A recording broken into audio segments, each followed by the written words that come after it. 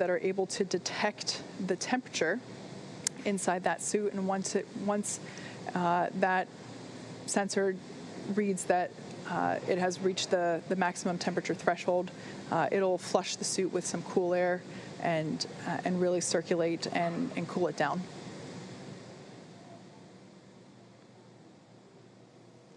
All right, well, we are right around that estimated blackout time. As we heard the call, we'll see them on the other side, expected to regain that communication at about 42 minutes after the hour. So for these next 6 minutes, they're already less than 60 miles in altitude.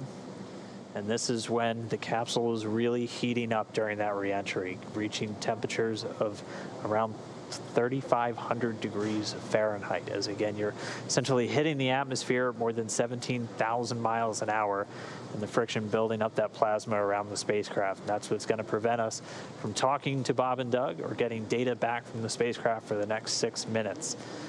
Its flight computers are in control, though. It's going to continue to maintain its appropriate trajectory and attitude, having attitude determination devices on board the capsule, not reliant on communications with satellites. And it's going to continue dragging down the correct path for this splashdown off the coast of Pensacola. So we are in that blackout period. We're going to continue to stand by until we get them on the other side.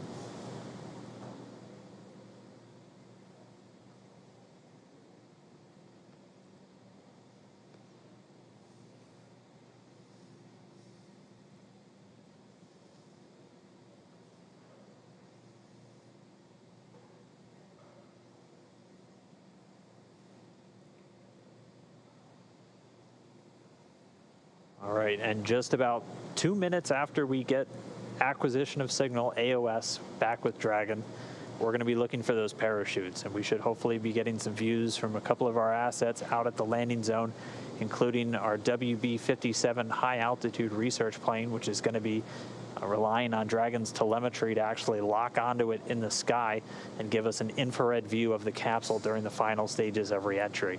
We're going to be looking for the drogue deploys at about 44 minutes after the hour. Those will be 2 drogue shoots that are going to come out when the vehicle is still moving at about 350 miles an hour. And it'll be at an altitude of about 18,000 feet. They'll come out and do some initial slowing and stabilization of the spacecraft, and then less than a minute later, they'll detach, and the 4 main parachutes will deploy. You'll see them come out and look kind of closed up initially, and then they'll do what's known as reefing, opening up in really 2 different stages just to minimize the immediate loads on the parachutes themselves. Those main parachutes will come out at an altitude of about 6,500 feet, with Dragon already slowed down to 119 miles an hour, and they'll do the rest of the slowing the whole way down until we splash down in the Gulf of Mexico. We should be 10 minutes away from splashdown.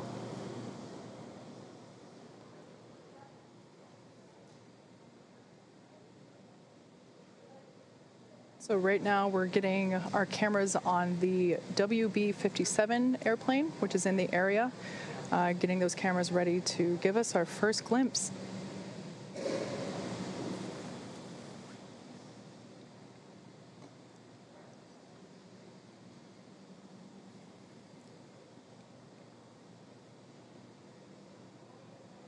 we should still have about 3 minutes left, a little less than 3 minutes, until we anticipate reacquiring our signal and our connection with Bob and Doug in the Dragon spacecraft. If you're just tuning in, we are in a blackout period that we were expecting. This blackout period will last a total of 6 minutes, and we're about halfway through there now. At the moment, Dragon is re-entering the Earth's atmosphere, and due to the plasma building up on the exterior of the vehicle, we're unable to communicate or send commands, but Dragon is fully autonomous. It is steering itself. And right now, Bob and Doug are flying home.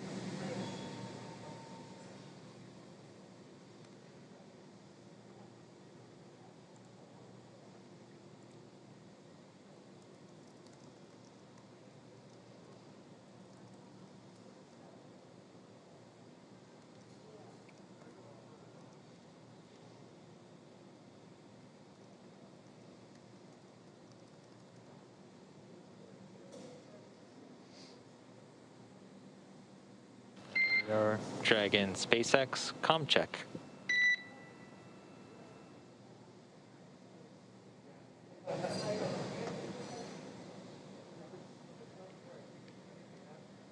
So we're still inside that anticipated blackout window. It does look like we are getting maybe some sporadic data starting to peek through. This is why you heard that communications check with the spacecraft.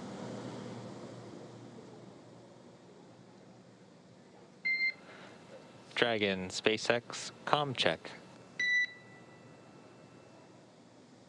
Never has you loud and clear. We're about 3.9 G.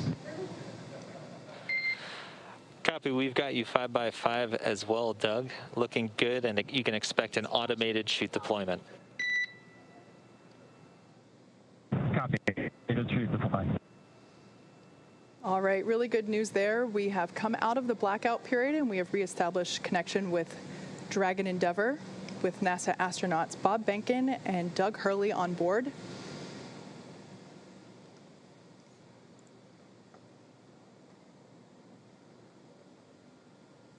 We were able to reacquire that communication a little bit earlier than expected, and now we are just waiting. We should just be about 2.5 minutes away from that initial drogue chute deploy. Yeah, 2 minutes and 26 seconds. AGPS has converged. Copy that. You may have heard earlier that Bob and Doug are currently experiencing 3.5 Gs. Not too bad. That's about what they pulled during the ascent phase. Just like a mild roller coaster.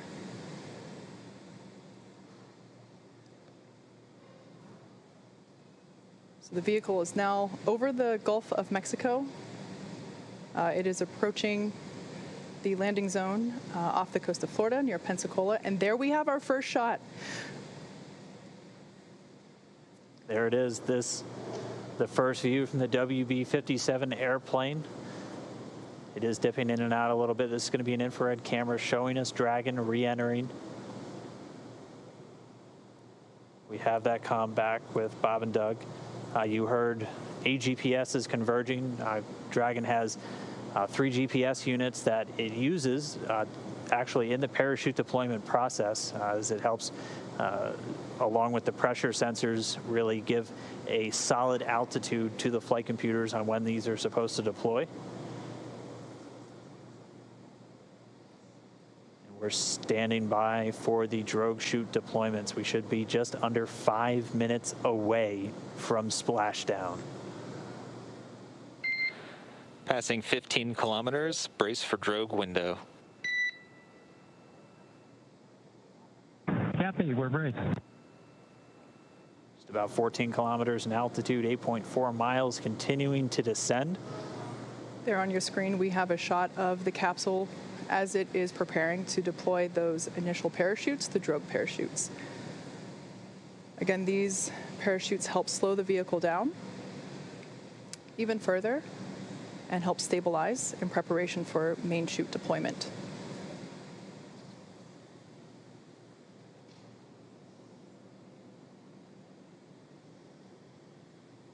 Right about now, the capsule is going about 400 miles per hour. Decelerating quickly.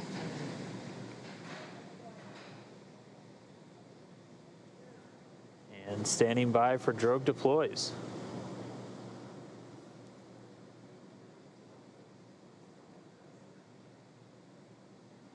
Visual, 2 drogues out. There on your screen, we have visual confirmation of those 2 drogue deployments. Copy, 2 drogue. All right, so 2 of 2, the drogues now out. They're going to do their slowing and stabilizing of the Dragon spacecraft.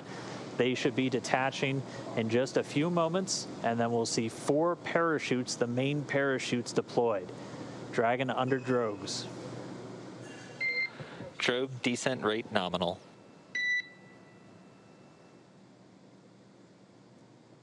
So the expected descent rate, the expected velocity under the drogues nominal. We're right at around 150 miles an hour and already dropping. You can see the drogues now detach. And there we have confirmation of deployment of the 4 main parachutes. We are visual on 4 chutes out. We are visual. 4 main parachutes deployed. 4 main.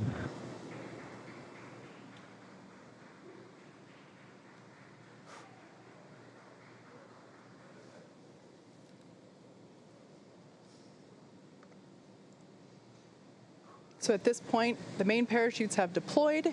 They are inflating, as you can see there on your screen, continuing to slow Dragon down significantly. We are anticipating splashdown in just under 2 minutes and 30 seconds.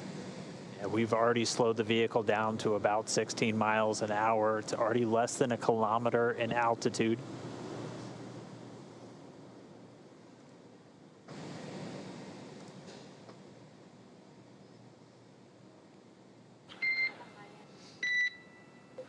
Main chute descent rate nominal, passing through 700 meters.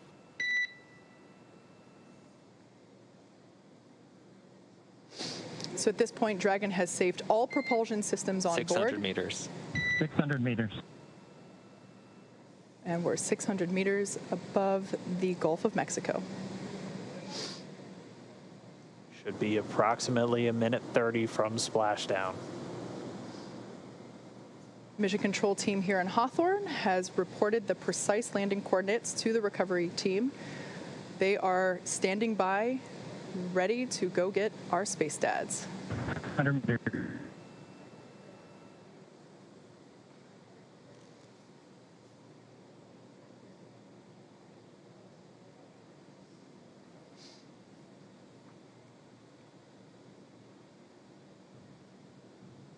Just passed about 300 meters. 1 minute till splashdown.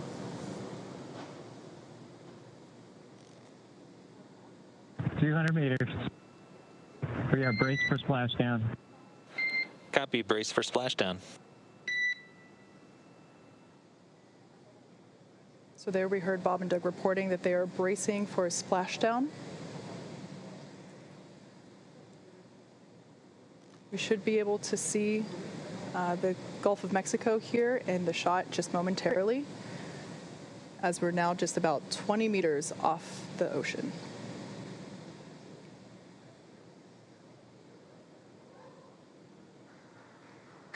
Splashdown.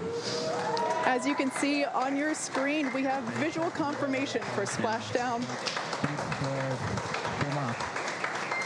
SpaceX copies and concurs. We see splashdown and mains cut. Dragon Endeavour has returned home. NASA astronauts Bob and Endeavour, Doug. on behalf of the SpaceX and NASA teams, welcome back to planet Earth, and thanks for flying SpaceX.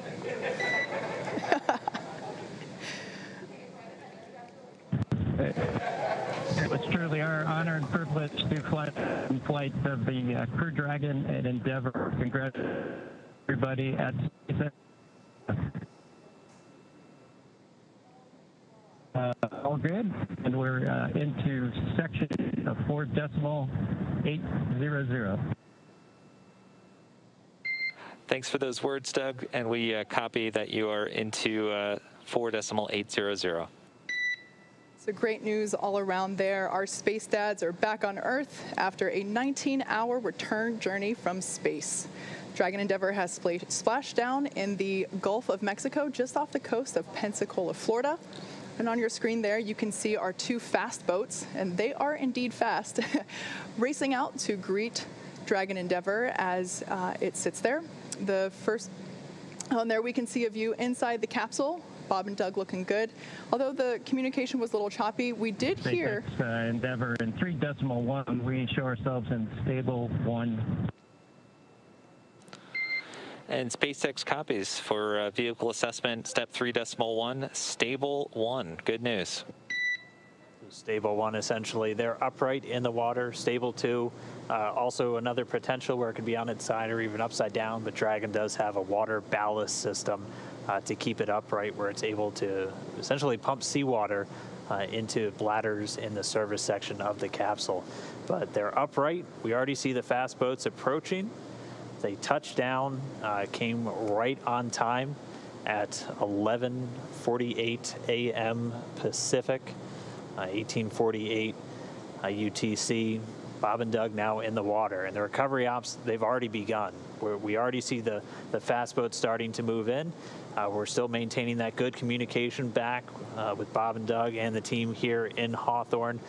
Pretty soon we should be getting the go for them to move in, begin their hypergol sniffs, and begin wrangling up those parachutes. But we can see Bob and Doug inside the capsule, back on planet Earth. Yeah, those fast boats will be moving in to do a couple of things. They'll be performing what's known as a sniffer test. That's essentially to ensure that the air around the vehicle doesn't have any toxic fumes from the hypergolic propellants on board. So once we get the all clear from there, the water recovery lead will give the go for approach, and that's when the first fast boat will actually approach the capsule. Hopefully give a little wave to Bob and Doug through the window. And one of the team members will actually climb on top of Crew Dragon and begin to place the rigging equipment necessary to hoist Dragon out of the water. Oh, still getting a view from the WB. The airplane flying overhead, it gave us those great views of really our first views of Bob and Doug re-entering the Earth's atmosphere. From up above. You can see the 4 parachutes in the water. We heard those were cut automatically as expected by Dragon. So for now, the crew just standing by. Again, they're going to stay in their suits, in their seats. We're waiting for all these initial checks. Dragon SpaceX comm check. Loud and clear, hello? Loud and clear as well. Just wanted to verify a quick comm reconfiguration. Thank you.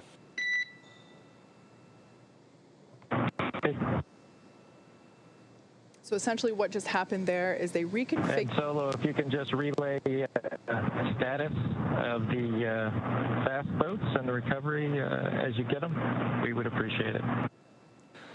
You bet, absolutely, Doug. Wilco. So what just happened there, you heard comms reconfiguration. That's essentially looping Bob and Doug's communication into the into the recovery team, so that they can hear feedback from Bob and Doug directly as well. Now, we talked a little bit about SpaceX Endeavor. You can let Ben and James know we're doing pretty good so far. Okay, we'll let the flight docs know that you're feeling good so far. Thanks for that update. Really good news there to hear that they're feeling good, and they can let the flight surgeons know that all is well inside Dragon Endeavor. All right, and it sounds like we do have one of our folks that's on location there with the recovery forces, NASA's Brandy Dean. She's joining us by satellite phone. Brandy, if you can hear me, I mean, what is it like right there in the water? What was it like to watch Dragon? We're watch them splash down for the test objective. So stand by at the console. Once we get it up and operating, I'll let you know. Okay, SpaceX copies. We'll be ready for that in just a couple minutes. We should have the go for you in just a moment. Please stand by.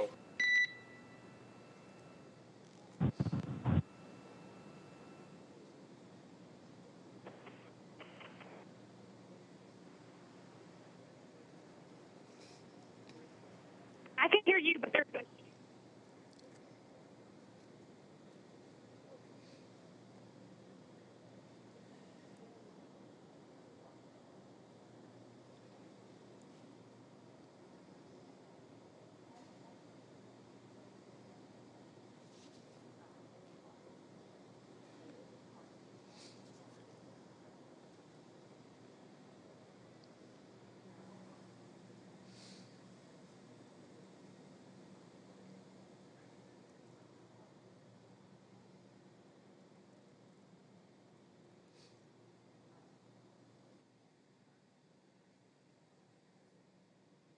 There in the center of your screen, Dragon capsule, awaiting for the fast boats to approach and begin the rigging process. And there on the left-hand side of your screen, we can see that second fast boat come into view. Dragon SpaceX, we are go for recovery personnel to approach. Expect personnel alongside in just under a minute. Dragon copies. Thank you. All right, so they're starting to move in. As Kate just said, that first boat's going to go in, sniff around the capsule for any traces of hypergulls. The second one's going to start rounding up the parachutes, which we're getting some really cool views from the WV-57 still flying overhead. Looking down, you can see the parachutes in the water, and the second boat start to gather them up. We'll try one more time real quick. We have NASA's Brandy Dean out with the recovery forces. Brandy, if you can hear me, what was it like to watch this Dragon come down under parachutes? Oh, it was amazing. I wish everybody could have had my view. It was such a beautiful sight. I mean, it's a gorgeous day. The water is calm, really the best weather we could have asked for.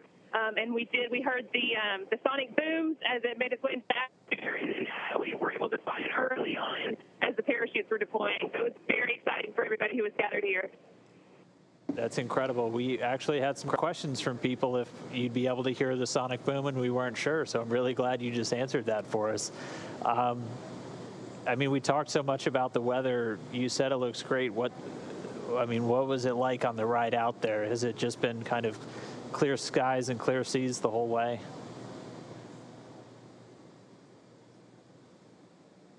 I'm not sure if you can hear me right now, but I think you're asking about the weather, whether it was clear skies. There are just a kind of a circle of clouds along the horizon, very low, but we were able to see the parachute far above the clouds and follow it all the way until it splashed down.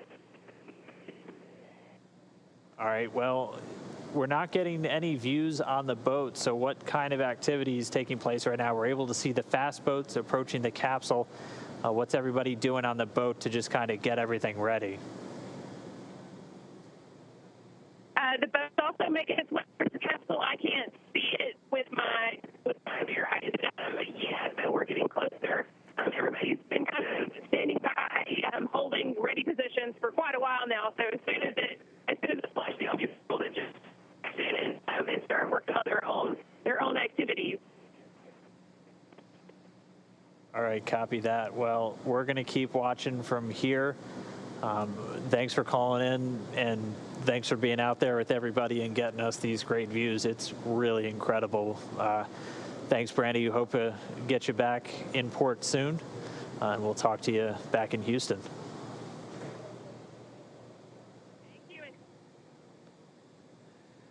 So there on your screen, camera view change. That is a view coming to us from Go Navigator, the recovery vessel. The two fast boats are out there getting ready to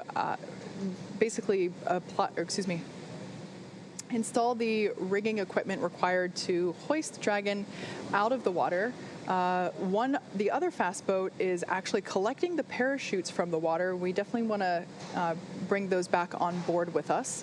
But shortly here, we should actually see one of the team members crawl up onto the side of the capsule in order to install the rigging, like I mentioned. That particular team member is highly experienced and highly trained. As you can imagine, climbing on top of an oddly shaped thing in the ocean could be a little tricky. So this person has undergone hours and hours of training and certification in order to perform this very important task. There on the right-hand side of your screen, we see the second fast boat approaching. Of course, both of these boats needed to wait for their cue from the water recovery lead in order to approach Dragon after splashdown. Again, that was just to make sure that there weren't any toxic vapors in the air. And now that they got the all clear, we do see them beginning to work on and around the Dragon capsule. So even though the camera's a little shaky, that water looks super, super duper smooth, almost like glass, which is certainly ideal for a water recovery like today. Yeah, got to remember that this is a view from the main recovery vessel, which was still a few miles away from the splashdown Dragon point. SpaceX. We have hypergall sweeps and unfired ordnance checks nominal. Rigger is on board the vehicle. About 5 minutes until capsule lift. After that, yep, we see them walking outside, and good news. All right, confirmation there that all of those hypergolic vapor tests came out or rather negative, which is a positive thing. So the team was able to approach, and now the crew member that is installing the rigging is on top of the capsule. It's difficult to see there because the slower vessel, the primary recovery ship, is a little further away. But as we heard, it's just a mere 2.5 minutes until they will be hoisted out of the water. I'm sorry, 25 minutes, not 2.5. I misheard that. Yeah, they're fast, but they're not that fast. We also have been hearing that the secondary boat, which its primary mission in this case is securing those parachutes, they've already got buoys attached to both drogues, and 2 of the 4 mains, and already had eyes on the other 2, so they're moving through that work pretty quickly. Again, their primary responsibility, getting those parachutes together. The drogues detaching from the spacecraft right before the deployment of the mains automatically detaching immediately as Dragon detected splashdown. All of that happening right per the timeline. Yeah, we've talked a little bit about the hardwired buttons that Bob and Doug have on their seats and in their control displays, and cutting the main chutes is one of those buttons. In the event that they weren't automatically cut after splashdown, Bob and Doug would have had the ability to do so. If the winds were stronger and they caught the parachutes, it could certainly create a condition where the capsule could be moved unintentionally by those dragging parachutes. So definitely want to avoid that. So that's one of the few buttons that are hardwired into the cabin for the crew.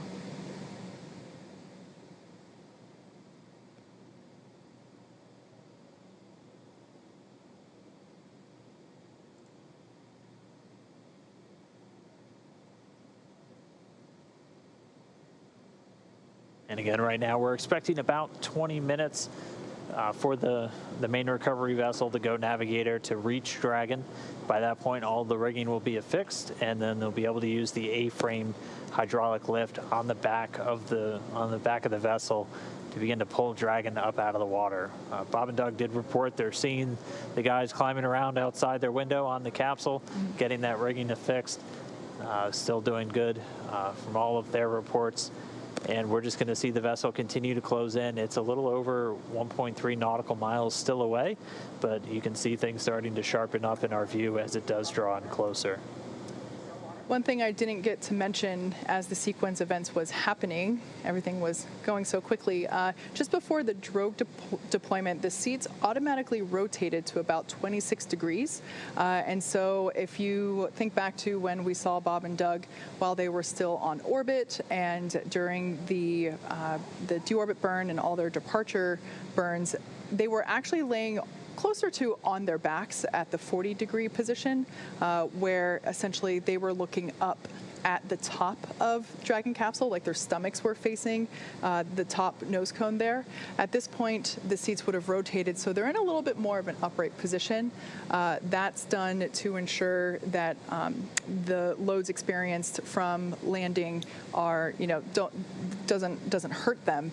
So at this point, they are not really laying on their backs in the ocean. They are seated upright a little bit, which would allow them to have a better view of the team working to install the rigging equipment.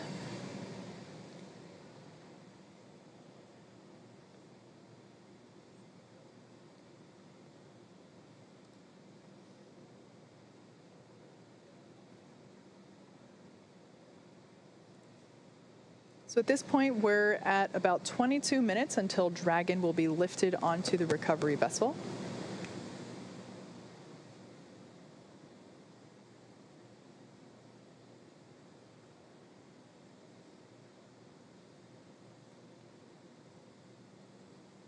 Bob and Doug are still strapped into their seats, kind of like an airplane. They say, do not unbuckle your seatbelt until the captain determines that it's safe to do so. They will remain in their seats throughout the entire recovery process, essentially until it's time to get them out.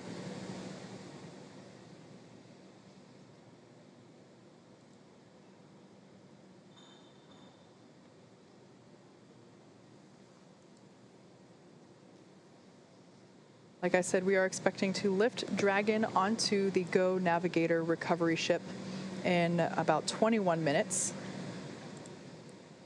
And then in 28 minutes, we will be opening that hatch and beginning crew egress, also known as exit. And we did hear the rigging is pretty much complete, so right as they arrive there at the capsule, the main recovery vessel will be able to begin getting it up out of the water.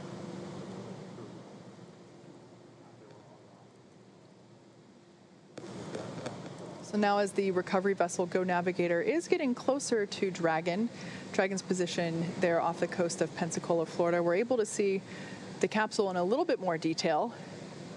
It is certainly no longer a bright shade of white. Like we said, those external temperatures were reaching up to 3,500 degrees Fahrenheit. So the thermal protection systems enable Dragon to return while keeping the internal temperature rather temperate.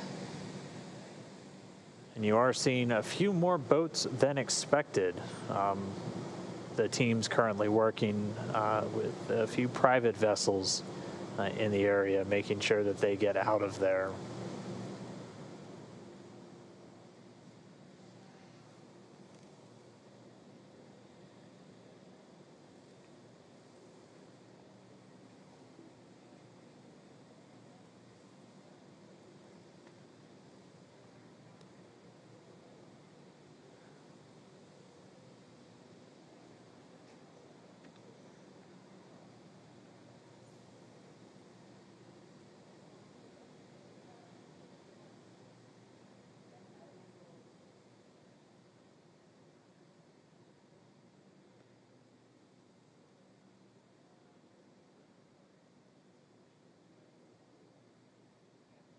And now we see one of the SpaceX fast boats moving in.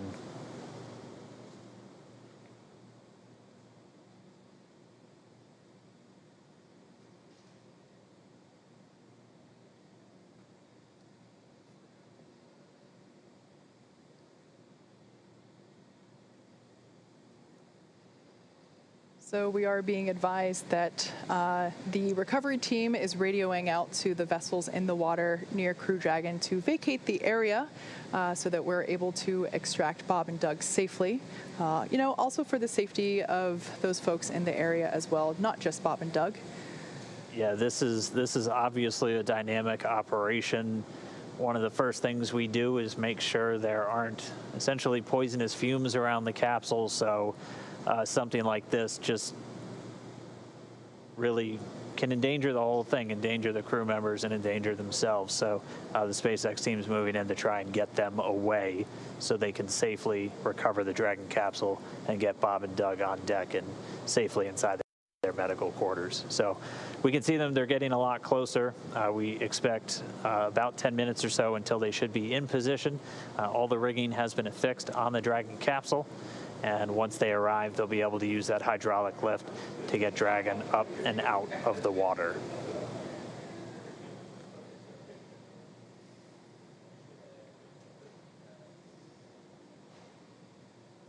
So the recovery vessel Go Navigator is getting closer and closer to Dragon Endeavour as it awaits its recovery, as it awaits to be hoisted out of the Gulf of Mexico. Again, we landed just off the coast of Florida near Pensacola.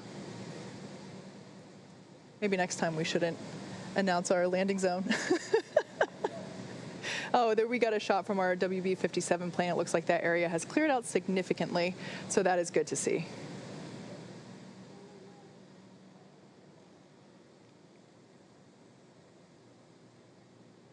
And we're also hearing that all of the parachutes have buoys on them, so also good news as the recovery process continues for SpaceX Demo 2.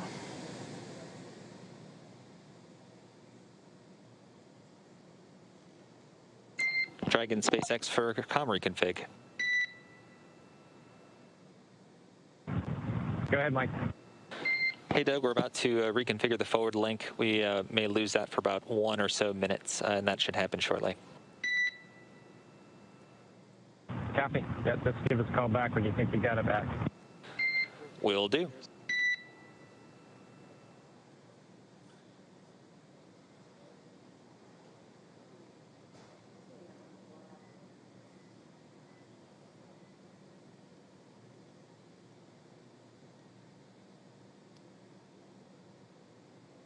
So as the main vessel gets closer, it's going to back up and get its hydraulic lift set up right next to the Dragon capsule, still in the water. Bob and Doug still inside, just waiting for that recovery. We should start the hoisting operations in the next 10 to 15 minutes. And then it'll be a pretty quick lift up out of the water using that hydraulic lift into the Dragon nest on the deck of the boat, or the ship rather. And then they'll move it underneath the helipad into essentially the crew recovery area, where they'll have a platform right up to the hatch. They'll be able to open up the hatch. SpaceX medical doctor will be the first one through the door, able to do a quick check-in with Bob and Doug on their status, and then he and the other medical doctors, flight surgeons, and trained technicians will begin to help them out of the capsule. Yeah, earlier, just after splashdown, we did hear Bob and Doug report that they were feeling good after reentry, so that was relayed to the flight surgeon, and good news to hear. Again, this is a view coming from the WB-57 plane as it is circling the area, and we can see Dragon awaiting to be pulled out of the water.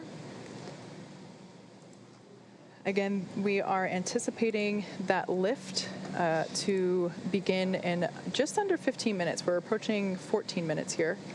And then in 21 minutes, we will have an open hatch. And you can see the main recovery vessel in the top right there. That's the helipad with the big SpaceX X on top. It's now backing up towards the capsule. Certainly not to be confused with one of our landing drone ships.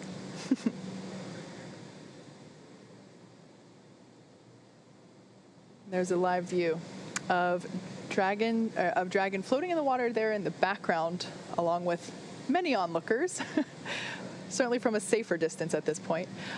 This is a live shot coming from Go Navigator, our primary recovery vessel here. So its Crew Dragon is also accompanied by the fast boats that are helping to bring it in closer. And there you can see a couple of the recovery team members on the deck. And also just behind them, we get our first good view of the nest. Yes, so this is essentially the nest in the background there. Dragon will be hoisted using the hydraulic lift out of the water and into that nest. That nest will then be pulled towards the camera from this view, towards those individuals on that upper deck there. And that's where the Dragon SpaceX comm check. Loud and clear, Solo. How us? Loud and clear as well. And from the video, it looks like the boat is about one length away, about 5 to 10 meters, backing up to you. Copy that. Thanks for the update. All right, so good news there. We're getting ready to see Dragon to be lifted out of the water and into the recovery nest. As I was saying, that nest will be pulled towards the camera, towards that upper deck that we saw there, and that's where the medical stretchers will be waiting to assist them into the medical bays for evaluation after capsule egress. It's already been 25 minutes since they splashed down. It doesn't feel like it. That was definitely the fastest 25 minutes of the day. the timeline we were anticipating was for the lifting operations to start within about 30 minutes, so we're pretty much right on the timeline still. That's been a pretty common thing so far today. You can see them with one of the fast boats getting it positioned to start moving out with the additional rigging to affix to the Dragon capsule, where they're going to use this A-frame to pull it up out of the water. And you can see the Dragon nest at the very bottom. It's that circular object with the A1 right on it. So while this is the first time we are recovering a capsule with crew members on board, the recovery team has been... And Dragon, just letting you know, we got a couple lines connected and rigging is in progress. Copy that, SpaceX. Thank you. All right there. So just updating the crew that they might feel some momentum as a couple of the rigging lines are attached. There we can actually, there's our first good shot of the individual who is placing that rigging equipment. Again, that's someone that's highly specialized and very well trained for these operations. As I was saying, the recovery team has rehearsed and practiced this with Bob and Doug themselves, actually, in a test capsule, practicing the egress as well as they have practiced the recovery process many times. And actually, through those practice runs, they have effectively cut the recovery period in half from the initial Demo 1 mission. So it's really nice to see that the process itself, after being rehearsed and carefully choreographed, is going super efficiently. Again, safety is the #1 priority, so making sure that only personnel involved in active recovery operations are present on the deck.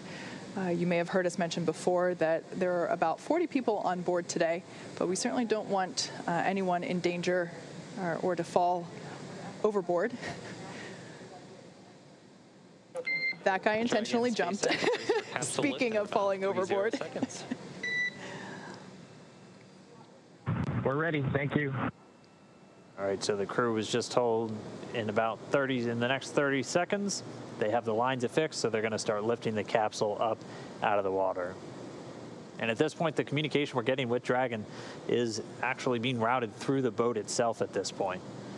So there we can see the lift. Dragon is out of the water. Yeah, so now now that A-frame's going to start swinging it back. And it's bound right for that nest at the bottom of your screen.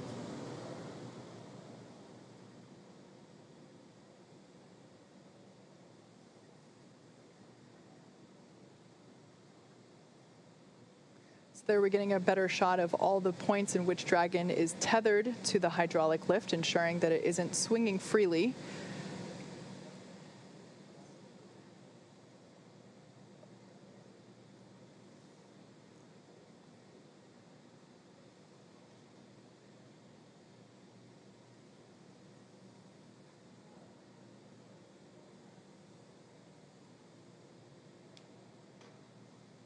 And there we can see Dragon Endeavour being carefully set down into the recovery nest on top of Go Navigator. Dragon SpaceX, welcome aboard the recovery vessel. Recovery personnel are completing final checks and preparing to translate you to the egress platform. We copy. Thank you. So for the first time in 2 months, NASA astronauts Bob Behnken and Doug Hurley are on some sort of ground. I guess we can't call it solid ground because it is a ship. However, it is the first time that they are not in space, on a rocket, or bobbing in the ocean. Yeah, so now that they're in the nest, they're going to start translating it forward. And Dragon's going to move into essentially the hangar section underneath that helipad and then up to that recovery platform that we saw a little bit earlier.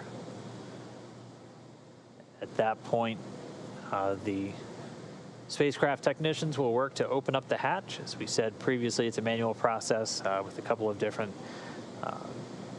attachments you have to engage before the hatch itself can be opened. They'll get it opened, and then SpaceX's Neil Menon will be the first one through the hatchway to check in on Bob and Doug, get their initial health assessment, see if they're ready to move, and then we'll start assisting them out of the capsule and into that medical facility on the boat.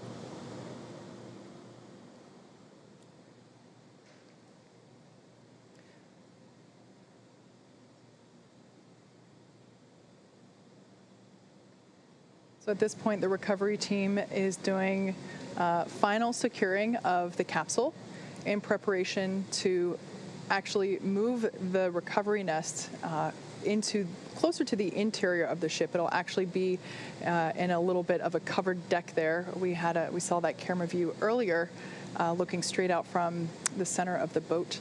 So once Dragon is secured in the nest will be translated then forward and closer to the recovery closer to the position in which we're able to actually open the hatch. So while Dragon is on board safely, we're not able to do that just yet.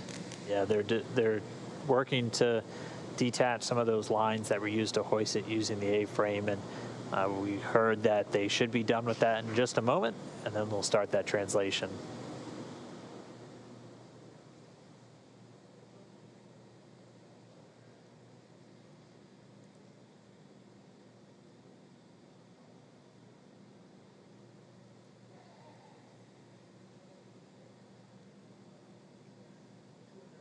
So right now we can see the recovery team releasing those securing lines that were used during the lift of the capsule from the water into the nest. So they are releasing those securing lines from the sides, making sure it is secure from the bottom.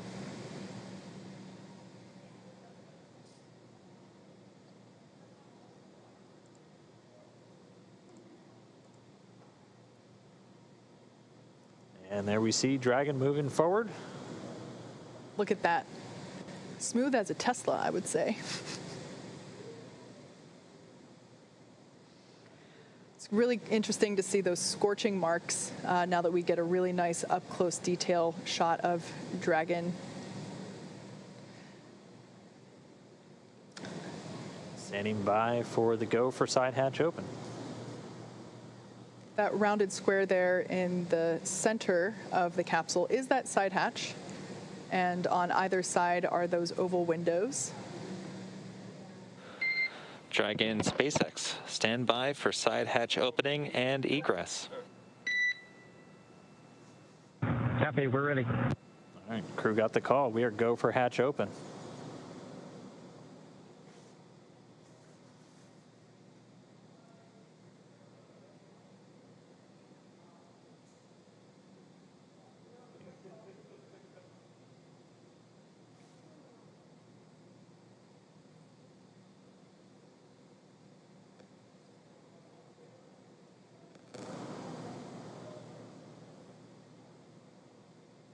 And if you look closely, immediately above the hatch, you can see the area where you can see them working in now. That's where those drogue chutes deployed from. The two circles on either side were where the mortars were. The main parachutes now hidden by the platform underneath the side hatch.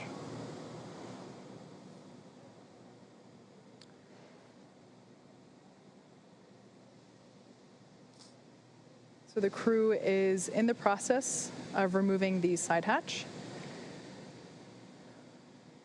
We can see that Go Navigator is in transit. It is making its way back to the Pensacola Naval Air Station. However, Bob and Doug will get a ride from the recovery vessel via helicopter.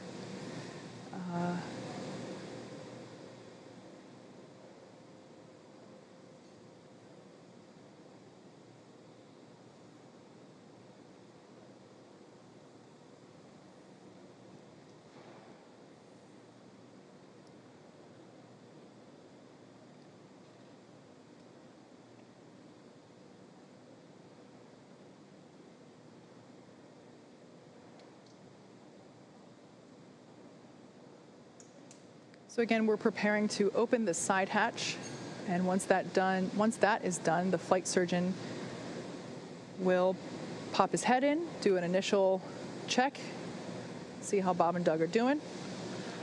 And Dragon SpaceX, we've got a slight delay due to some potential NDO hits near the side hatch. Copy, Mike. We're standing by.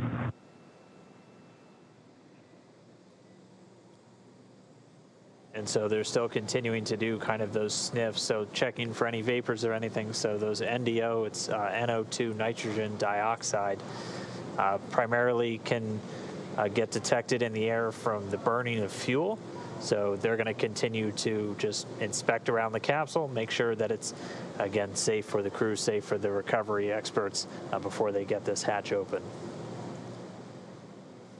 But again, moving right along the timeline, it's since they splashed down at 11:48 a.m. Pacific.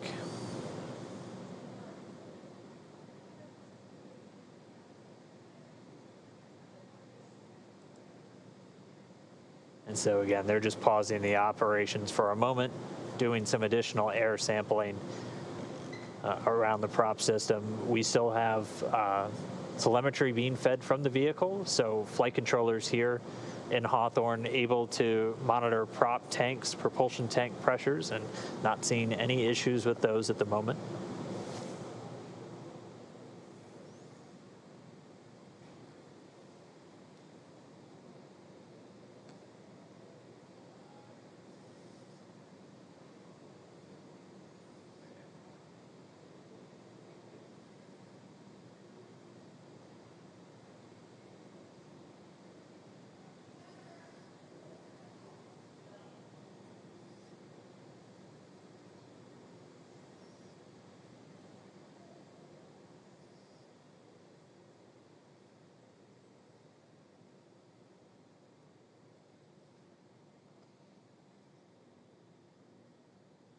So again, just a short pause in the operations as, again, they're just sniffing around the capsule, making sure we don't have any readings that might indicate a fuel leak or anything around the vehicle.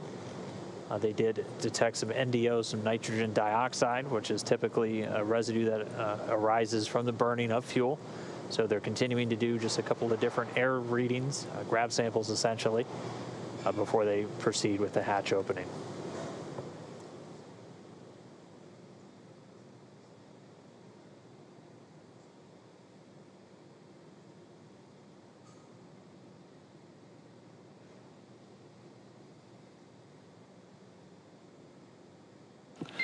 And Dragon SpaceX update, we're still investigating. Looks like we'll be setting up a service section purge. We're working on an ETA for you.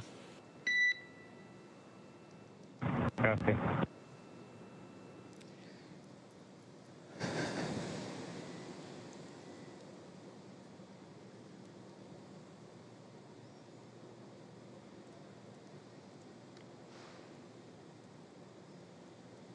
In case if you're just joining us, NASA astronauts Bob Behnken and Doug Hurley have safely returned from the International Space Station. They made an on-time splashdown in the Gulf of Mexico just off the coast of Pensacola, Florida at 11:48 a.m. Pacific, 18:48 a.m.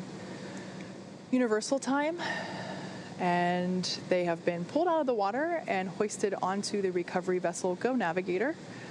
And right now, the team is just completing, they did an initial check and found that there might be some remnant vapors, which we certainly don't want to be around when we have Bob and Doug coming out of the capsule. So the team is working to purge the service section in preparation for crew egress.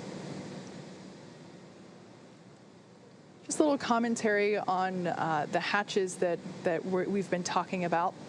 So while Dragon's top hatch is used to connect to the International Space Station, that's the one that's located under the nose cone, which is currently hidden there at the top of the capsule. This is the side hatch is what is utilized for ingress and egress, both on the launch pad as well as coming up here on the recovery vessel. When the capsule is docked to the International Space Station, they will use the forward hatch to exit and enter the capsule. Something to note that once that side hatch is opened, it'll be the first time that Bob and Doug have gotten a breath of fresh air, the first time that they've been able to do so in 2 months since they boarded the Falcon 9 at the start of their mission back on May 30th. Yeah, with an on-time splashdown, they return with almost exactly 64 days in space on this mission, just a few minutes shy of that. So I know they're looking forward to it. At a minimum, in a little bit more of a stable condition now that they're on the boat and not in the water. But again, our team's just continuing to step through. They're reporting that they're seeing all of the vapor levels that they initially detected have been dropping. and that service section purge. Dragon SpaceX, we show that levels are declining but are continuing with purge. Copy.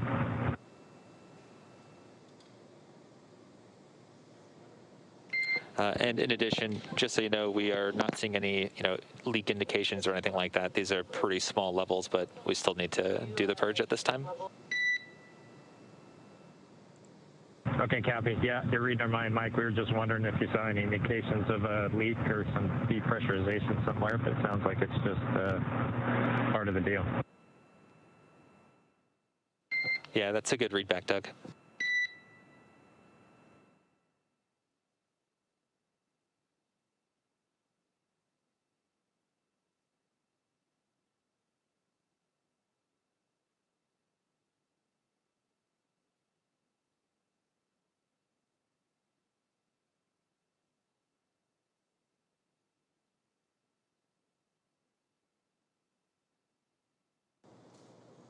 All right, so we're just continuing to get a view down right at the hatch of the capsule. They are detecting those very small traces of a couple of the hypergalls. The one we've heard specifically mentioned was NDO or NO3 nitrogen or NO2 nitrogen dioxide. They are at very low levels, obviously not at a very harmful level, as we still have people in close proximity to the capsule. They are going through with the purge. They're not seeing any indications of a leak in the service section of Dragon. That's where pretty much all of those different fuel tanks with the hypergalls are located inside the capsule.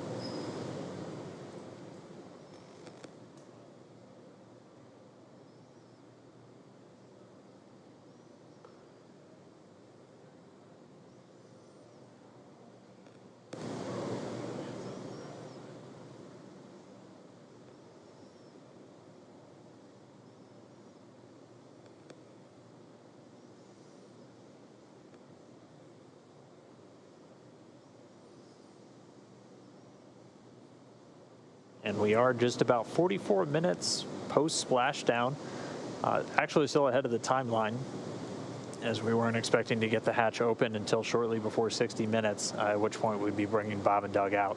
So this service section... SpaceX, another update. The service section purge should begin in a bit under 5 minutes. Right now we're showing NTO about 2x of our personnel exposure limits, and we're hoping once we start the purge it'll drop down for us. Okay, thanks, Mike.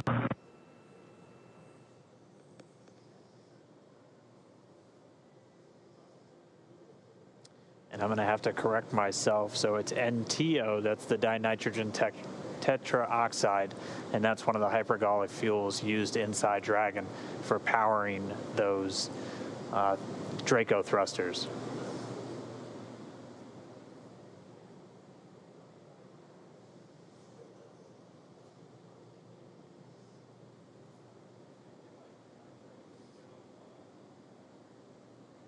So again, the SpaceX engineers detecting levels of NTO. It's dinitrogen tetraoxide. It's one of the hypergallic fuels used inside the Dragon spacecraft. Levels higher than they would like, so they're essentially doing a purge to help dissipate any vapors in and around the service section where those fuel tanks reside in the Dragon capsule. We're expecting that to take within the next 5 minutes or so. We were still expecting the crew out inside of an hour, so still on the timeline or a few minutes ahead, and we should be seeing Bob and Doug. Once we see those levels continue to drop around the capsule, we'll begin to step through the hatch opening process once again.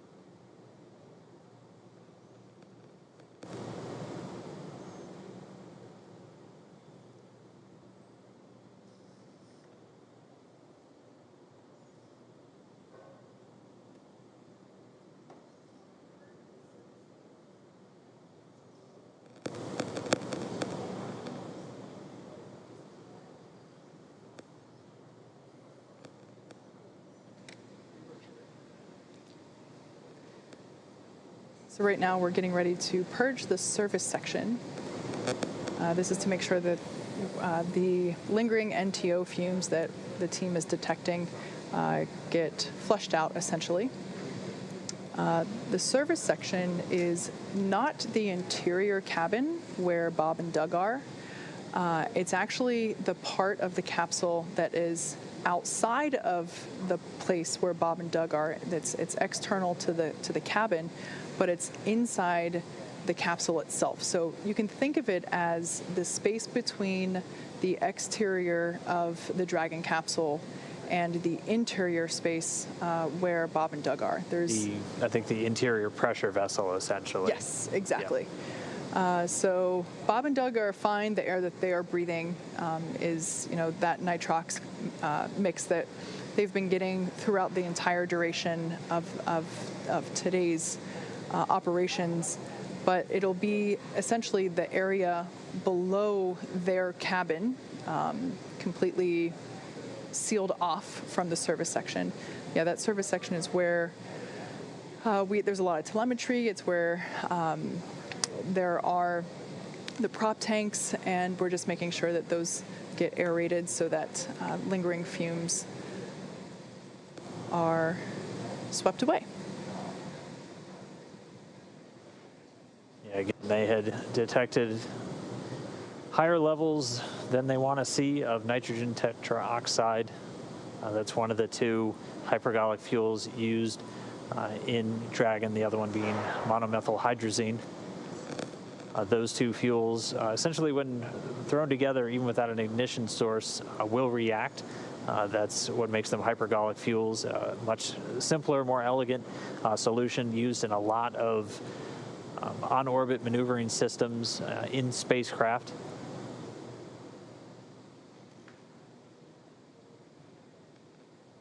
So again, we're just standing by.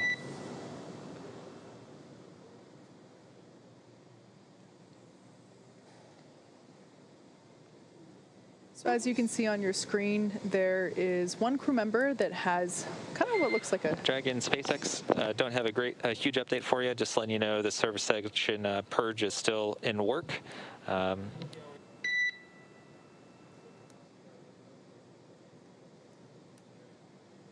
And we'll try to get you out of there shortly. Copy.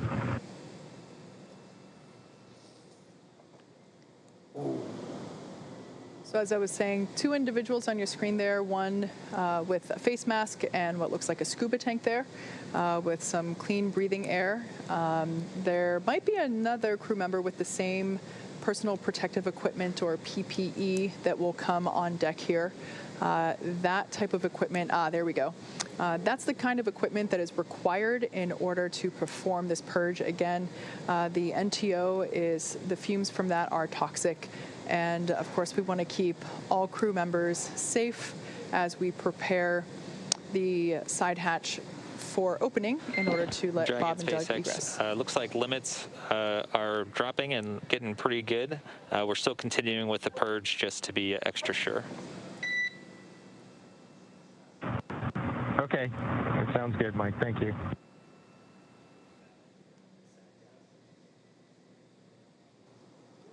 All right, so we just heard the call, the limits continuing to drop on that NTO, that nitrogen tetroxide. So they're just going to continue to monitor those. They're doing a purge, essentially flushing the air around the service section where the tanks for those hypergolic fuels are in Dragon. As Kate was talking about, they're not inside the pressure vessel, the section of the Dragon interior where Bob and Doug and their atmosphere exists. They're essentially outside the pressure vessel, but still inside the outer shell of the Dragon spacecraft.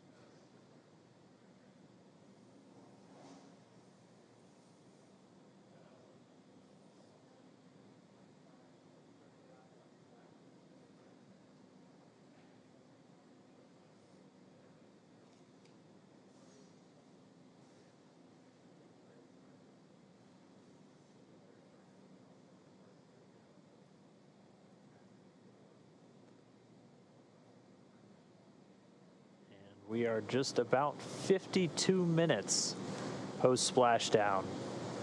Again, we're just waiting for them to get good readings on the levels of any hypergol vapors still in existence around the capsule, and then they'll be able to step back in to this hatch opening. We did hear confirmation that they haven't seen any indication of leaks through the telemetry they're still receiving from the Dragon capsule.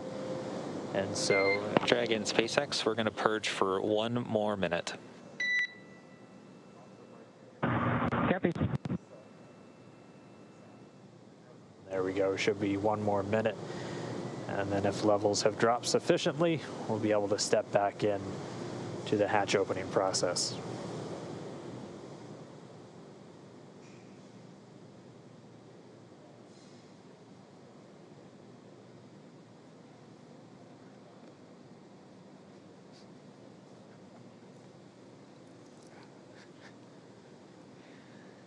Bob and Doug will be getting assistance from the recovery teams while exiting Dragon Endeavour. This is the same process for any returning long-duration crew members, as returning to a gravity-rich environment can, be a little jarring, wreak havoc with our vestibular system. So, which is responsible for maintaining balance and motion. Of course, as you've heard us say multiple times earlier, safety is our #1 priority with this operation. So you will see both Bob and Doug helped out of the capsule and assisted to just the few feet over to the medical quarters aboard the boat. Yeah, if you've ever watched long-duration crews return on a Soyuz, it's pretty similar process where they're literally carried out of the capsule and immediately placed down into a waiting chair where they usually get some initial medical checks out there in the field before they're then carried to an inflated medical tent. We don't have a tent, we have quarters, and they're a whole lot closer, so they'll just have a couple of feet to go from the capsule itself into those medical quarters. And then once they're in there, they'll get some initial checkouts from their flight surgeons who are on location on the boat with them. These are the people that have essentially been responsible for their health and well-being throughout their mission, both beforehand, all of their pre-flight data takes, offering them support in the lead up to launch, and then the entire time while on board the International Space Station. And then they're right here with the front line, with the recovery teams, ready to welcome them home.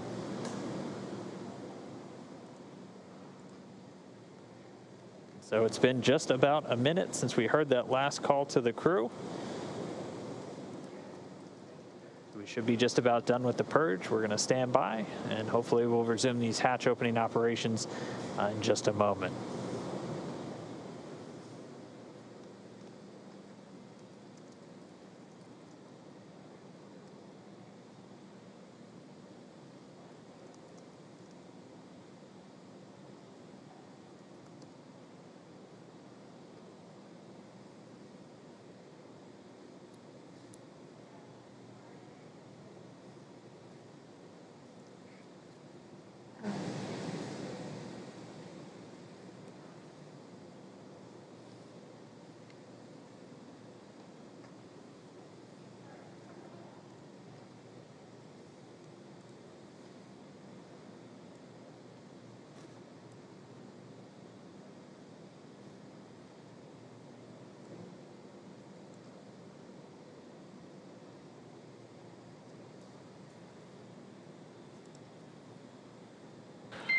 Dragon SpaceX 4 update. Good. Okay, exterior, we're seeing 3 parts per million NTO and 6 parts per billion of MMH. Anil, however, is asking that you de-stow your Draggers and take a sample inside the cabin.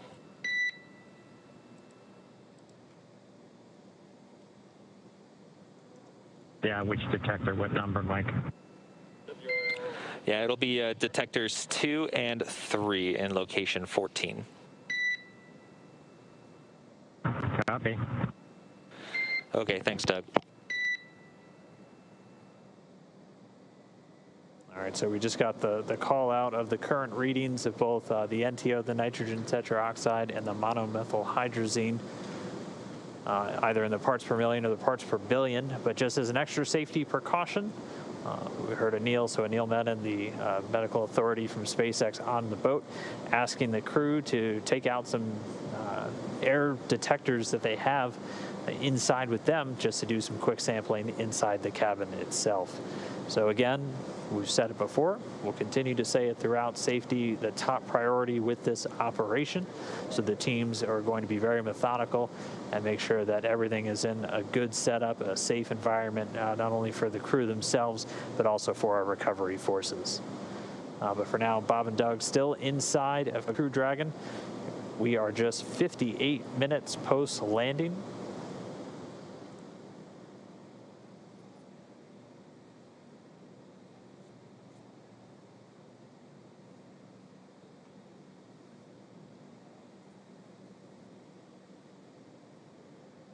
SpaceX Dragon with a status. Go ahead, Doug. Okay, for NO2 on detector 2, it reads 0.0. And on detector 3, it also reads 0.0 for MMH. Okay, great news. 0.0 for detectors 2 and 3 for NO2 and MMH. Thank you very much. That's a good copy. And so Doug Hurley reporting zeros across the board, no traces of either the NTO or the MMH.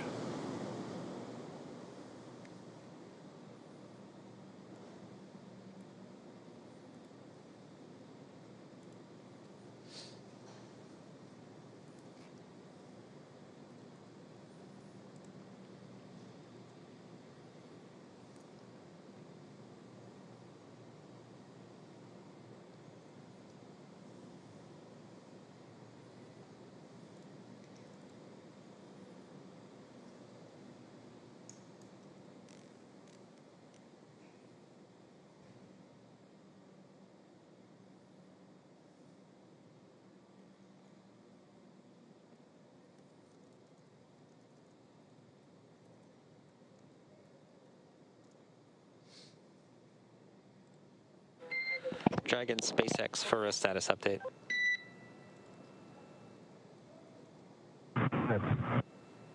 Okay, so currently our exposure limits are below limits, but the purge is actually doing a pretty good job. We saw NTO go from 3 parts per million down to 1.5 over the last few minutes.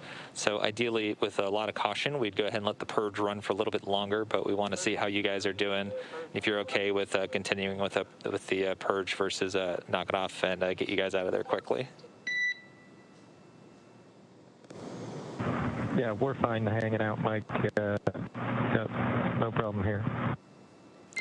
Okay, thanks for that, Doug. We'll keep working the purge to get us down, and thanks for that. Thanks for that. Yeah, let's just keep everybody safe. No reason to rush. Yeah, we concur.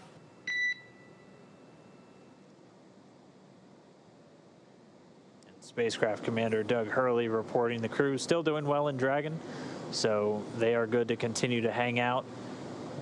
The medical authority there on the boat recommending as long as the crew is okay and still doing well inside Dragon, they'll just continue with the purge, trying to get those trace readings of any hypergol vapors all the way down to 0. Because again, we're really focused on not only keeping the astronauts safe, but all of the recovery engineers and medical professionals there on the scene as well.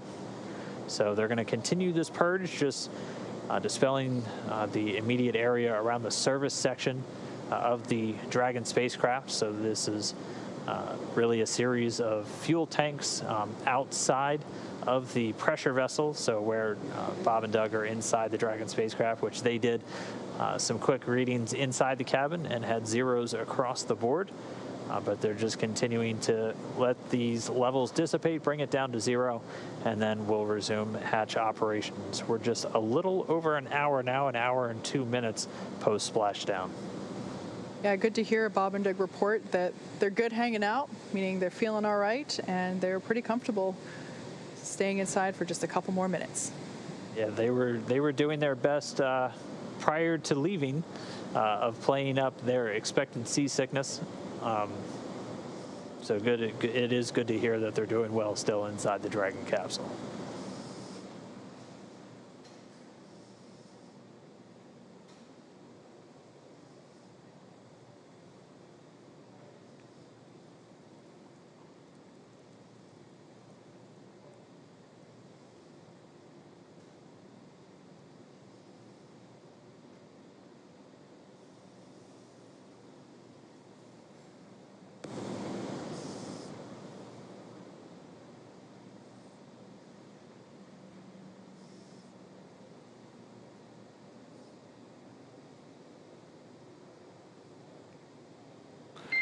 And Dragon SpaceX, we're still seeing good indications from the purge. We're looking to go about another 5 minutes and looking for 0 indications. If at any time you'd like us to speed things up, please let us know. Oh, we're good. Just keep doing what you're doing. We can wait the 5. Easy. All right. Thanks, Doug.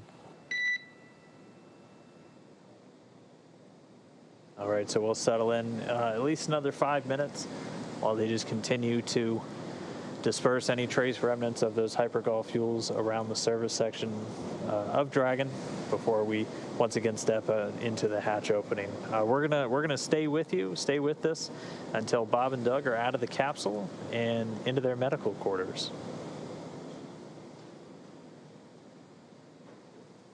At this point, Bob and Doug are still strapped into their seats.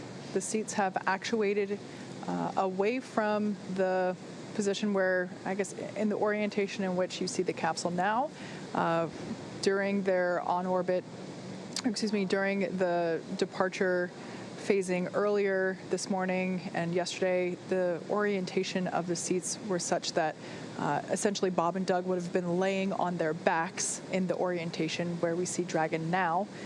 Currently, the seats have actuated upward slightly, so they are not completely upright, but they are reclined a little bit, nice and comfy there. But they are able to see in and out of those windows there that we see on either side of the side hatch. And then once they're able to finish the egress process, getting Bob and Doug out of the capsule, once they're in the medical area, they'll look to start bringing in the helicopter, as both Bob and Doug are going to be flown back to Pensacola via helicopter, getting them to the shore in just a matter of minutes, where a NASA plane is going to be standing by to then load them up and bring them home to Ellington Airfield at the Johnson Space Center in Houston.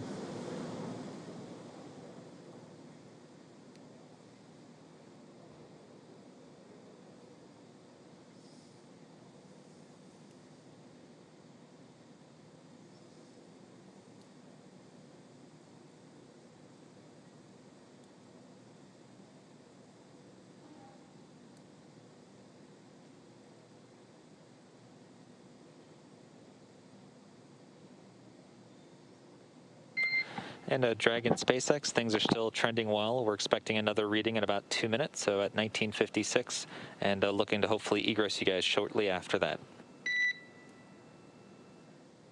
Okay, sounds good, bud. Thank you.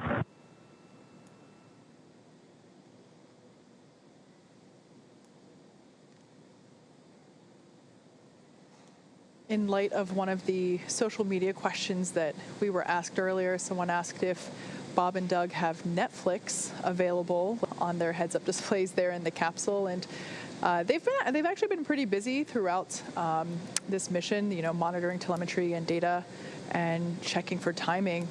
And I would say now's about the time that they would certainly want something to watch because, at this point, their only job left to do is get out of the capsule.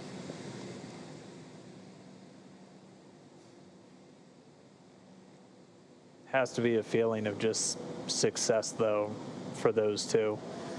I mean, taking the first flight in a brand new spacecraft, we knew as test pilots this is something that was kind of their bread and butter when they were in the military, and definitely something they leapt at the chance for once they became astronauts. And really a pretty flawless flight for Dragon. Obviously, we'll have all of the post-flight review coming up in the next several weeks. as we continue to assess all the data that we received throughout the mission and any data still recorded locally on Dragon itself. And we'll be spending the next several weeks going through and assessing the mission and working through the certification process.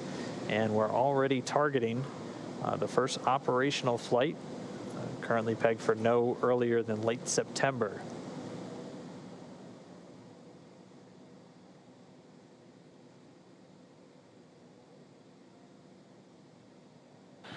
And Dragon SpaceX, we're now planning to stop the purge in 1 minute at about 1957.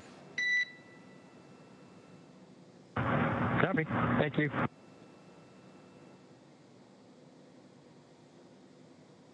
All right, well, with them stopping the purge in about a minute, that means that the levels have gone down to what they were looking for, and then we'll begin to step back into the hatch opening process and then be able to get Bob and Doug egressing or moving out of the Dragon capsule. They've been in there for a little more than 19 hours at this point since they departed the space station on Saturday. They had a sleep period, 8 hours of rest on the capsule on their way home.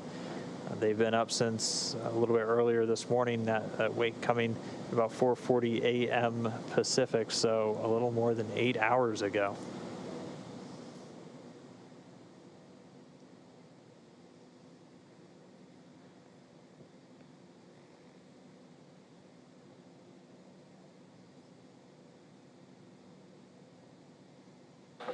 And Dragon, the purge is now complete. One more Drager check, and then we should proceed with hatch opening. Okay, good news. Thanks.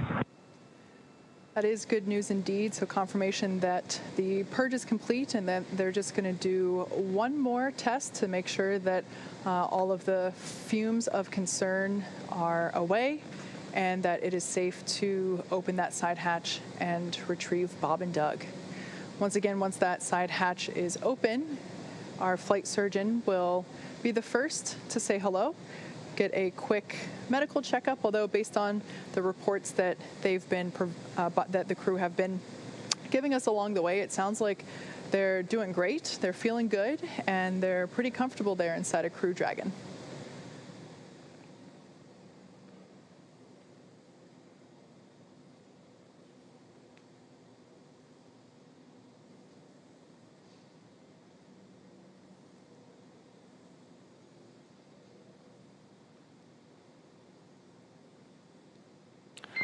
And Dragon SpaceX, we show 0.4 parts per million on NTO, 18 parts per billion of MMH. That's below limits.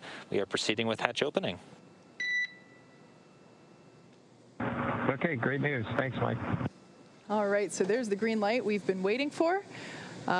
In fact, the green light we've been waiting for months at this point. This is our first opportunity to say hello to Bob and Doug, our favorite space dads, as they are now about to egress or exit from Dragon Crew Endeavour.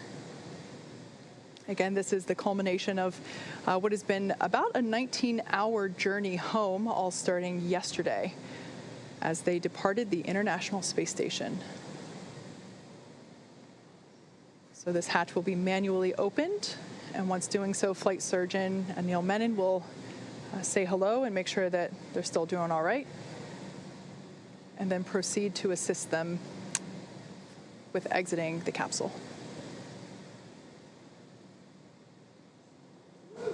And we see the hatch is now open. Hatch being opened at 12:59 p.m. Pacific. Hatch is open.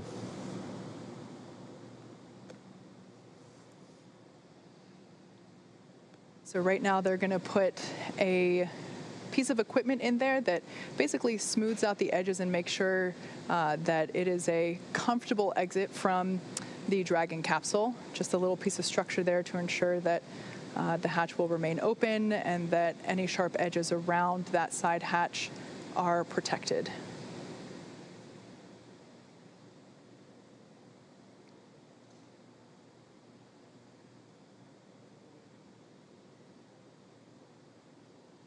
The blue suit there, that's one of NASA's flight surgeons for the crew. That's Dr. Stephen Hart. that hatch open coming at 12:59 p.m. Pacific. That's 19:59 Universal Time, or GMT.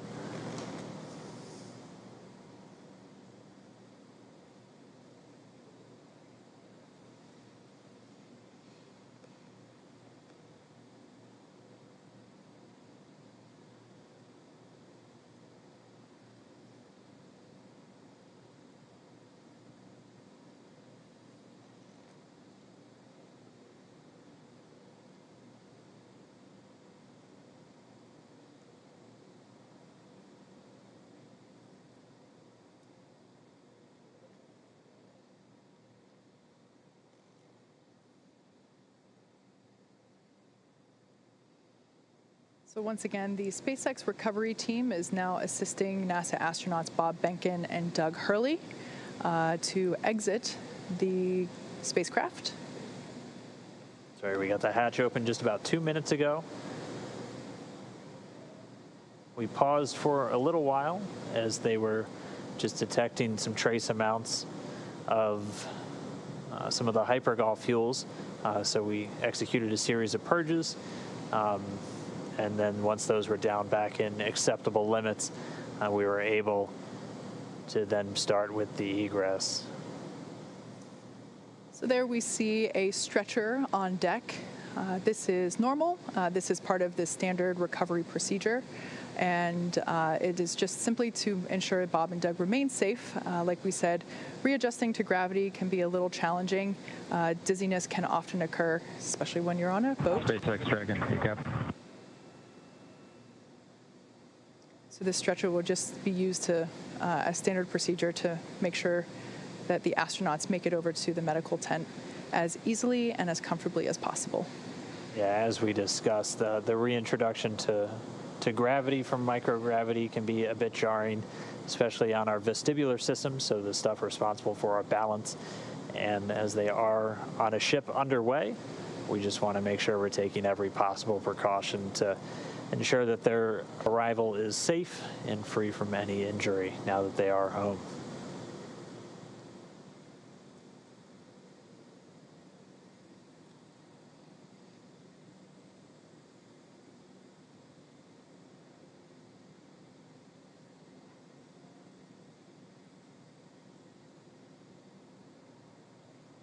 And they're working to get a few of the items from the seats out of the way first before they begin extracting our crew members. They'll be coming out one at a time.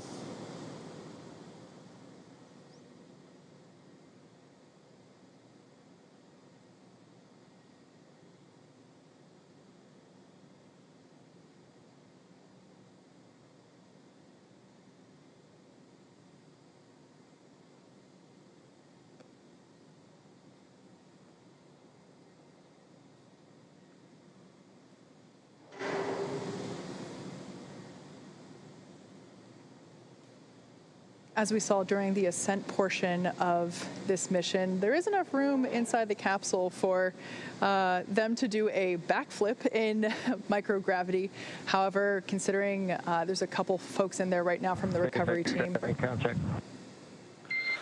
Got you loud and clear. Quick comm check there between Dragon and Mission Control and here. Solo from the PLT, I just wanted to thank you guys for bringing us home safe before I disembarked from the ship Endeavour. I'm sure Doug will have some good words for you guys as well, but thank you for doing the most difficult parts and the most important parts of human space flight, getting us into orbit and bringing us home safely. Thank you again for the good ship Endeavour. Thank you, Bob, for those awesome words. It's absolutely been an honor and a pleasure to work with you from the entire SpaceX team. It's been awesome.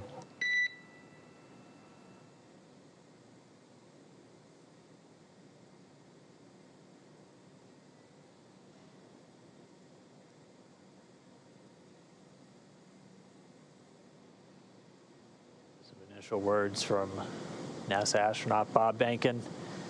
He's in the pilot seat, so you've heard him refer to himself as PLT. We're still standing by for our crew members to begin making their way out of the Crew Dragon spacecraft.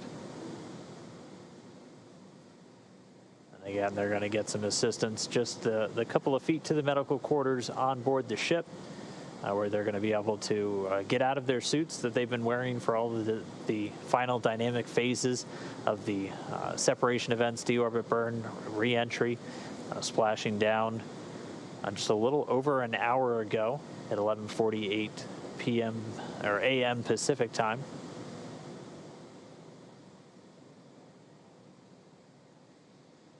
Again, the recovery team. SpaceX Dragon from the commander. Go for SpaceX. There we have our first view of Doug Mike, Hurley. I just would like to sort of reiterate what Bob said and add my thanks to everybody over the last several years that's either worked in Hawthorne, McGregor, or down at Kennedy Space Center. Anybody who's touched Endeavour, you should take a moment to just cherish this day, especially given all the things that have happened this year. We certainly can't thank you enough. Our families can't thank you enough. And, just proud to be a small part of this whole effort to get a company of people to and from the space station. Today and celebrate with each other. We see some, and we'll talk to you soon, hopefully in person. Thanks so much, Doug, and you're welcome, and thank you so much for those kind words. And we all wish you a safe journey home and a happy reunion with your family soon, and we look forward to seeing you in person as well. Some really nice words there from Bob Behnken. Mikey. There on your screen, we saw NASA astronaut Doug Hurley egressing or exiting from the capsule. It might have been hard to see on your screen there, but we got a thumbs up indicating that things are going well. Sorry, excuse me, I mixed up my positions there. Yeah, those words were from Doug, and we have Bob that just came out first. Yeah, so Bob Behnken, the pilot, the Joint Operations Commander for this mission, out of the capsule now. So he's making his way over to the medical area, and now they're going to work to get Doug Hurley out next. I think I saw a smile on Bob's face. He was a thumbs up all the way. As they've been giving us some regular status updates from inside the capsule, they've been feeling really good. And so now we're just standing by for our spacecraft commander, Doug Hurley, to make his way out into the fresh air for the first time in 64 days.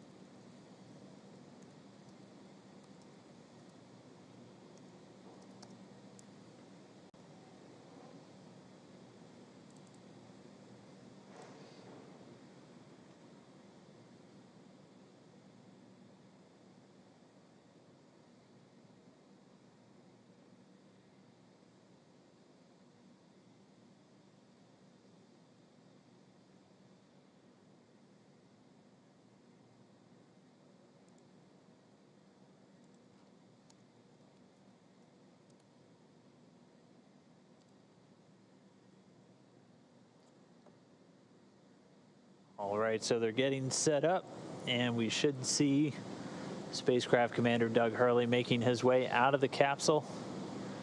And it looks like we've got him out. We've got him seated.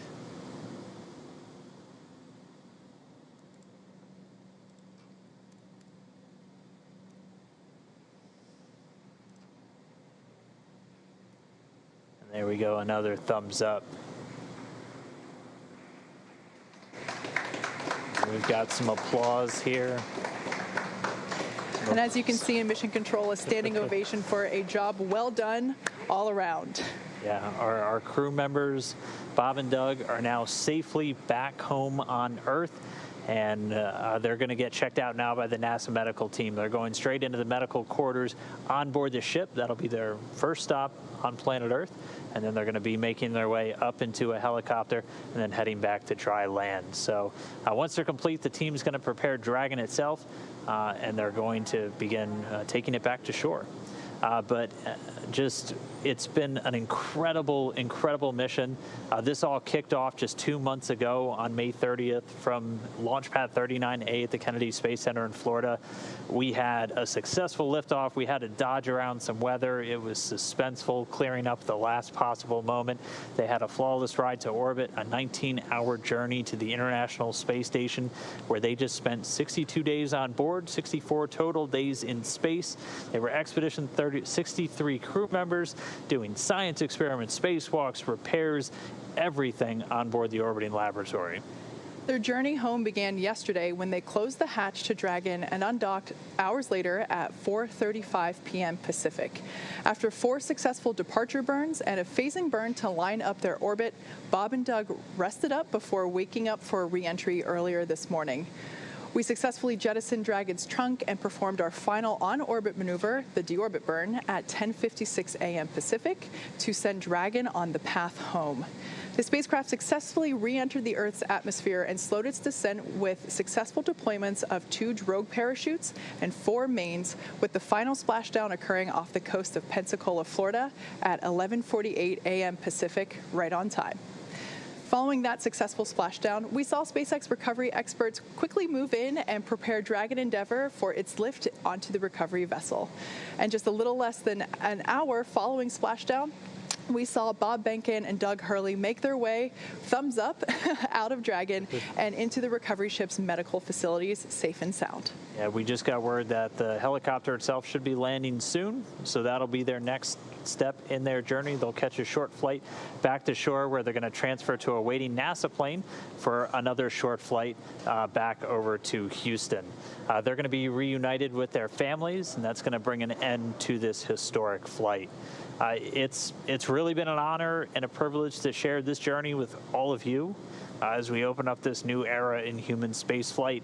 But I mean, just as we close the book on this mission, we're already counting down the days to the next crewed Dragon flight. Yeah, absolutely. SpaceX and NASA will now begin the process of reviewing data and telemetry from this successful demonstration mission to prepare us for Crew 1, which is currently targeted to launch no earlier than late September. Crew 1 will be SpaceX's first operational flight, flying a full crew of 4 astronauts, including our first from Japan, one of the international partners on the space station. The mission will last approximately 6 months. It has been an incredible honor and joy to share this mission with the public, and the teams from SpaceX and NASA have worked so hard to get here and return this capability to fly humans from America. Continue to follow SpaceX and NASA online and on our social media updates for the next steps on the commercial crew program and the countdown to Crew 1. And we're going to continue to share the progress of Bob and Doug's trip back to Houston on social media. We also have a briefing coming up real soon. It's going to include NASA Administrator Jim Bridenstine and officials from NASA and SpaceX. That's coming up right at the bottom of the hour, 1:30 p.m. Pacific, 4:30 p.m. Eastern, 20:30 GMT. So we're going to say thanks one more time for tuning in, cheering on Bob and Doug as they return home.